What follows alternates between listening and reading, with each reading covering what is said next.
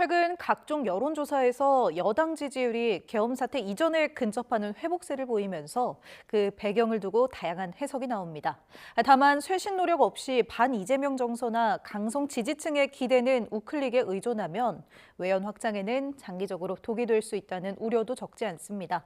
박광열 기자가 보도합니다.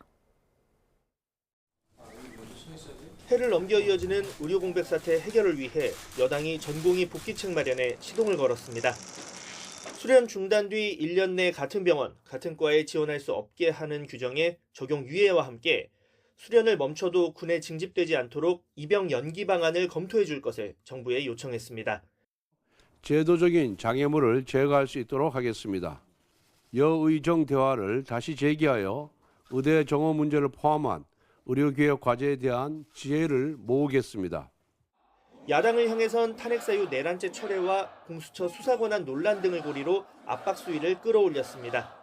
경찰 출신 민주당 이상식 의원의 SNS 글에서 촉발된 내통 의혹 등을 연일 거론하며 수사 공정성도 문제 삼았습니다.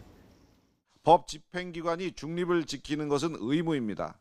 국정이 혼란한 시기를 틈타 특정 정당과의 내통으로 비칠 만한 오해의 소지는 국수본 수사의 정당성과 신뢰를 뿌리채 흔드는 것입니다. 민생과 대야 공격의 투트랙 기조, 최근 여론조사 추이와 무관치 않다는 분석이 나옵니다. 한국갤럽이 7일부터 사흘 동안 전국 성인 남녀 1,004명을 대상으로 조사한 결과 정당 지지도는 국민의힘 34%, 민주당 36%로 집계됐습니다. 직전 조사인 3주 전과 비교하면 여당은 10%포인트 오른 반면 민주당은 12%포인트 떨어졌습니다. 6일부터 사흘 동안 여론조사 4개 기관이 공동으로 수행한 전국 지표조사의 정당 지지도 역시 민주당 36%, 국민의힘 32%로 4%포인트까지 격차가 좁혀졌습니다. 줄탄핵의 전국 피로감과 함께 탄핵 소추안 내용 변경 공방, 수사권 혼선 등 반민주, 반이재명 정서가 커졌다는 분석과 일시적 보수 결집으로 강성 지지층 목소리가 과하게 반영됐을 뿐 확대 해석은 경계해야 한다는 의견까지 다양합니다. 문제는 지지율 반등이 자칫 우클릭 행보를 불러 당내 자성론이 잦아드는 건 물론 외연 확장에 부정적으로 작용할 수 있다는 측면입니다. 대통령 체포영장 집행을 저지하기 위해 한남동 관저 앞으로 향한 40여 명의 여당 의원들, 당 차원에선 개인 자격 참석이라고 선을 그었지만 공식적 경고나 자제 요청은 없었습니다. 이게 자칫하면 윤석열 대통령 개인을 수호하는 모양처럼 비춰진다는 거거든요.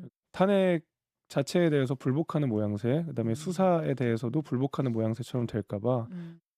여당 내에서도 최근 지지율 반등이 여권이 잘해서가 아닌 상대 실책에 따른 반작용이란 의견이 적지 않습니다. 흐름에 편승한 민심 역주행 대신 책임 있는 쇄신과 변화가 뒷받침돼야 청년과 중도층을 잡을 민심 경쟁에 유리해질 거란 지적도 나옵니다. YTN 박광렬입니다.